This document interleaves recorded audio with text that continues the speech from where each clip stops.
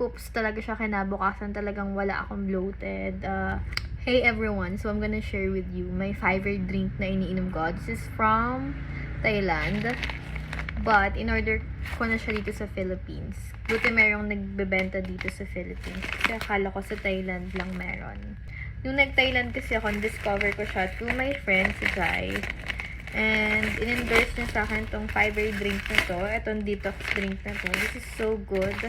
Kasi sa lahat ng detox na juice na tinry ko, talagang ito lang ako nahiyang. One. ASMR. Okay, ito siya. This is Precious Skin Prime Detox Kiwi Plus. Actually, yun lang sa ito ng friend ko. And sobrang sarap nito. Dito, ito lang yung first time na pangalawang beses ko ito binili kasi nga nahiyang ako dito sa Prime Detox Kiwi Plus.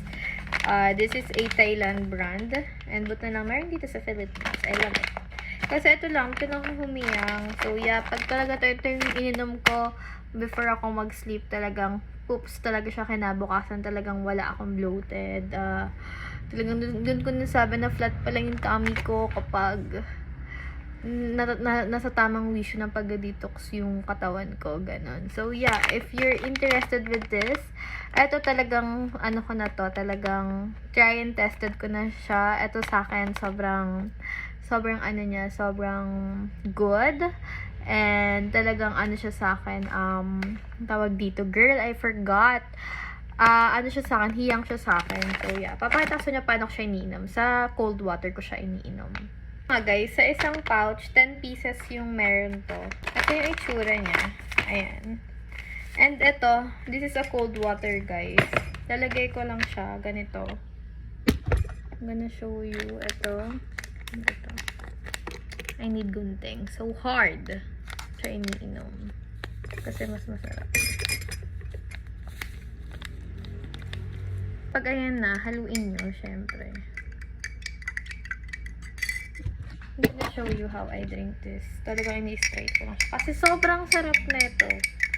Believe me. Itong fiber drink na to yung talagang inulit-ulit ko. Meron kasi bumibili lang ako tapos hindi ko nauubos kasi hindi ko na siya gusto. Hindi ko na rin gusto yung effect. Ito talagang lahat ng kinain mo talagang marirelease mo eh. So, ito.